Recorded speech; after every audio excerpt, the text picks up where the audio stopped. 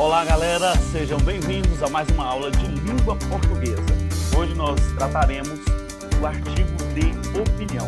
É um gênero textual muito recorrente, né, nos vestibulares para alunos do ensino médio, para nós entendermos a dinâmica, né, desse texto. Então nós iremos iniciar, eu sou o professor Ivaí, sejam bem-vindos, venham comigo e vamos iniciar então mais uma aula de língua portuguesa. Para hoje, nós temos como expectativas de aprendizagem ler artigos de opinião, utilizando diferentes estratégias de leitura e mecanismos de interpretação de texto. Formular hipóteses, verificar hipóteses, estar observando o que é fato, o que é argumento. Vamos verificar na leitura do artigo de opinião qual o tema, qual é a tese, quais são os principais argumentos que sustentam essa tese. Outro aspecto que nós iremos ver nessas expectativas de aprendizagem, refletir sobre o emprego de palavras ou expressões que têm a função de articular as ideias no artigo de opinião, conjunções, pronomes relativos, advérbios e outras expressões.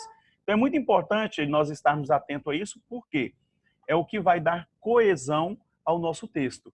A partir dessa coesão, gerará então a clareza do que foi escrito, dando de fato a coerência desse produto textual, desse gênero textual.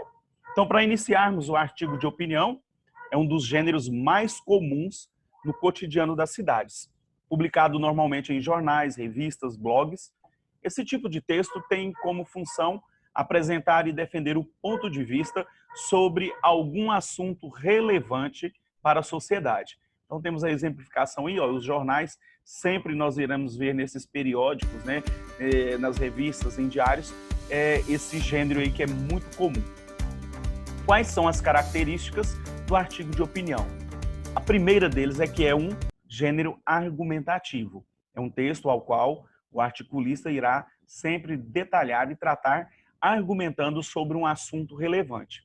São publicados em jornais de alcance nacional. A linguagem alinha-se à norma padrão, ou seja, é escrito formalmente esses textos. Sempre irá apresentar um assunto de relevância coletiva, fatos importantes. Qual é a função social do gênero argumentativo do artigo de opinião? É promover um debate público sobre as demandas da sociedade. Então, o que nós iremos tratar hoje ou trazer para vocês? O passo a passo. Então, perceber primeiramente a estrutura do texto. Uma introdução, onde virá a tese, o desenvolvimento, onde nós teremos os argumentos, né, que vão estar fundamentando e articulando sobre a opinião do articulista. E, finalmente, uma conclusão, que é uma retomada sobre a tese, onde o autor, o articulista, conclui, então, a ideia a qual ele estava apresentando e debatendo a sua opinião. Os parágrafos iniciais de um artigo de opinião costumam ser reservados para apresentar o assunto abordado e, além disso, o ponto de vista defendido pelo autor, que chamamos esse ponto de vista de tese. Então, eu trouxe aqui para vocês um exemplo e nós vamos perceber agora na introdução. O título do artigo, Violência Obstétrica, uma forma de desumanização das mulheres. Nesse primeiro parágrafo, nós temos aqui, então, a expressão violência obstétrica ofende médicos. Dizem não existir o fenômeno, mas casos isolados de imperícia ou negligências médicas. O que aconteceu com a brasileira Adelir Gomes, grávida e forçada pela equipe de saúde a realizar uma cesárea contra sua vontade. Dizem ser um caso extremo, escandalizado pelas feministas como violência obstétrica. Na verdade, não é verdade. A violência obstétrica manifesta-se de várias formas no ciclo da vida reprodutiva das mulheres. Em cada mulher insultada verbalmente, porque sente dor no momento do parto ou quando não lhe oferecem analgesia. Na violência sexual sofrida pelo atendimento pré-natal ou em clínicas de reprodução assistida.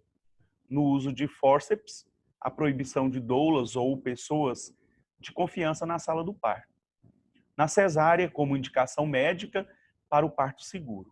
A verdade é que a violência obstétrica é uma forma de desumanização das mulheres. Então, nós vamos voltar aqui no primeiro parágrafo. A expressão violência obstétrica ofende médicos. Dizem não existir o fenômeno. Olha, nós vamos perceber aqui que a palavra fenômeno, né, ela é remissiva, então, à questão da violência obstétrica. Dizem não existir o fenômeno, mas casos isolados de imperícia ou negligências médicas.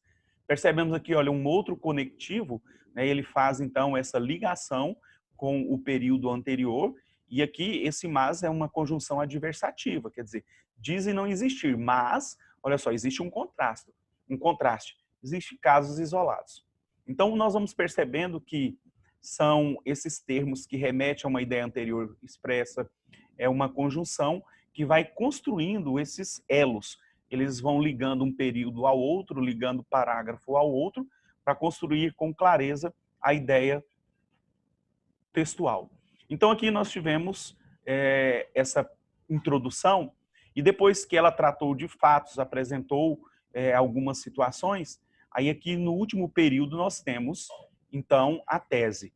A verdade é que a violência obstétrica é uma forma de desumanização das mulheres. Pois bem, a partir dessa tese vem o argumento. São os parágrafos intermediários, onde esse argumento ele costuma ter duas partes fundamentais. A questão da fundamentação e a análise do fundamento. Quando nós falamos em fundamentação, são dados, são exemplificações, justificativas que o articulista apresenta para que a gente tenha uma noção clara do que ela está debatendo ou defendendo. No desenvolvimento, mulheres negras e indígenas com deficiência estão entre as mais vulneráveis à violência obstétrica. Um estudo da Universidade de Harvard, realizado em 4 países latinos, mostrou que 1 em cada 4 mulheres vivendo com HIV foi pressionada à esterilização após receber diagnóstico. Evidências igualmente assustadoras foram identificadas no México, onde a Organização das Nações Unidas condenou o país pela esterilização forçada de 14 indígenas pelo sistema de saúde pública. Olha aqui outro dado de fundamentação. No Brasil, um estudo no Mato Grosso descreveu a correlação entre etnia e morte materna. Mulheres indígenas têm quase 6 vezes mais chances de morrer no parto do que mulheres brancas. Olha só, fornece uma fundamentação comparativa. Pouco sabemos da realidade de mulheres com deficiência, em particular, daquelas com deficiência intelectual. O senso comum diz que devem viver sem sexualidade e que são incapazes de decidir as suas próprias vivências reprodutivas. E, finalmente, a conclusão. Então, nos parágrafos anteriores, ela apresentou argumentos, apresentou fatos, justificou como ocorrem essas violências, comparou, por exemplo, o caso de etnias, onde indígenas, o índice é maior do que em relação às mulheres brancas, né, em relação à letalidade, à morte. Na conclusão, então, é uma síntese do desenvolvimento e ele tem o objetivo de reiterar a tese. Como reiterar? Comprovada pelos argumentos. Então, nós vamos ver como foi que as articulistas Débora Diniz e Gisele Corino concluem, então, o artigo de opinião. E ela diz, é preciso avançar rapidamente o campo, seja pela via legal ou pela transformação dos costumes e práticas. A legislação boliviana menciona a violência contra os direitos reprodutivos. Se devidamente interpretada, a criminalização do aborto ou os maus-tratos sofridos pelas mulheres em processo de abortamento nos hospitais são formas de violência obstétricas. Meninas e mulheres forçadas involuntariamente ao parto e à maternidade são casos de violência obstétrica. Por isso, as histórias de dor física ou abusos verbais de nossas mães e avós, devemos somar as histórias da clandestinidade do aborto.